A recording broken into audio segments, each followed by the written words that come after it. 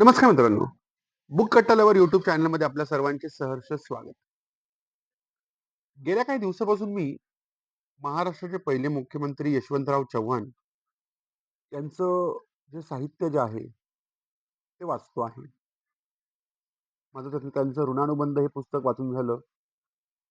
त्यांच्या भूमिका नावाचं पुस्तक वाचून झालं आणि तिसरं त्यांचं हे पुस्तक मी अवघ्या 3 ते 4 दिवसामध्ये पूर्वी सुरुवात केलं होतं आणि ते 3 ते 4 दिवसामध्ये मी लगातार जसा वेळ मिळतोय तसं ते पुस्तक वाचून मी हे पुस्तक देखील संपवलं. अर्थात हे ज्या पुस्तकांची नावं जी मी घेतलेली आहे हे सगळे पुस्तकं यशवंतराव चव्हाणांनी विविध ठिकाणी जे काही भाषणं दिलेले आहे त्या भाषणांचं संकलन केलेलं आहे. आणि सह्याद्रीचे वारे हे पुस्तक विशेषतः ज्यावेळेस यशवंतराव चव्हाण 1956 ते 1961 या दरम्यान महाराष्ट्राचे मुख्यमंत्री होते. त्यांनी महाराष्ट्रामध्ये विविध पद्धतीने सामाजिक क्षेत्रामध्ये, राजकीय क्षेत्रामध्ये काम केलं. या 5 वर्षामध्ये त्यांनी विविध ठिकाणी जे काही भाषणं दिली त्या भाषणांचा हा संग्रह केलेला आहे. आणि या सह्याद्रीचे वारे या पुस्तकाचा विषय आपण जरा विचार केला तर याच्यामध्ये एकंदरीत यशवंतराव चव्हाणांनी विविध ठिकाणी दिलेल्या 38 भाषणांचा संग्रह या ठिकाणी आहे. मला एक गोष्ट खूप प्रकर्षानं या ठिकाणी सांगावीशी वाटते की यशवंतराव चव्हाण यांचा अभ्यास, यांचा व्यासंग हा प्रचंड दांडगा होता. त्यामुळे त्यांची तत्वप्रणाली ही अतिशय स्पष्ट होती. त्यांना लोकशाही म्हणजे काय, शेतकी म्हणजे काय, औद्योगिक धोरण काय आहे, विज्ञान आणि तंत्रज्ञान काय आहे, या सगळ्या गोष्टींविषयी इत्थंभूत माहिती होती.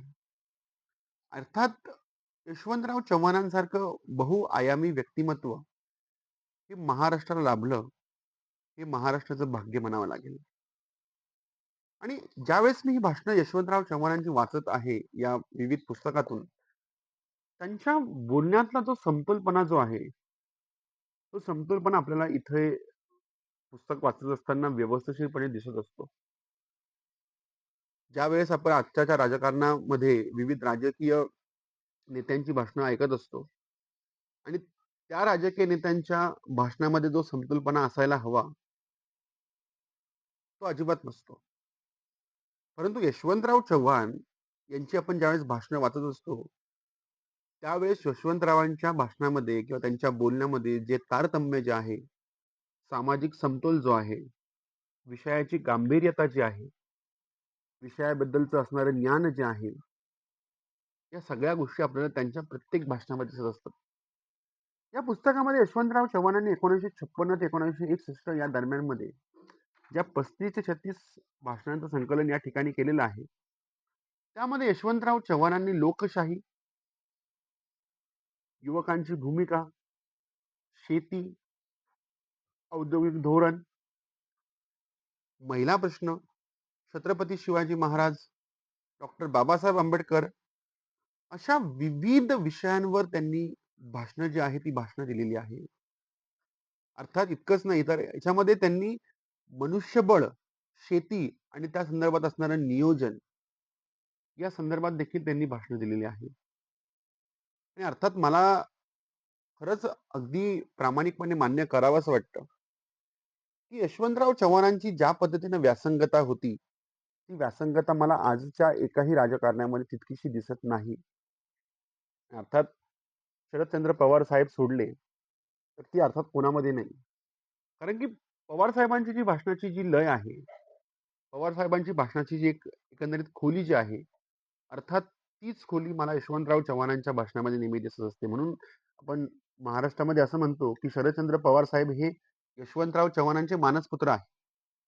ते मानसपुत्र का आहे याचा शोध जर आपण घेण्याचा प्रयत्न केला तर त्याला शोध घेत असताना त्यांची व्यासंगता एक समान सूत्र आपल्याला शोधावं लागतं.